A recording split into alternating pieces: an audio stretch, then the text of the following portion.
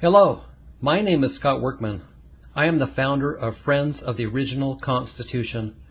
We are suing the federal government and over 140 monopolists for $500 trillion to take back what they have stolen from us, and additionally for bribery, treason, fraud, murder, corruption, collusion, conspiracy, pedophilia, sex trafficking, slavery, and kidnapping, for conspiring with the American Medical Association, the CDC, and Big Pharma in extortion, exploitation, and disease racketeering schemes.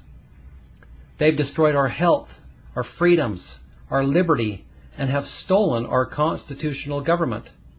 Today, we are exposing the federal government as a fraudulent government.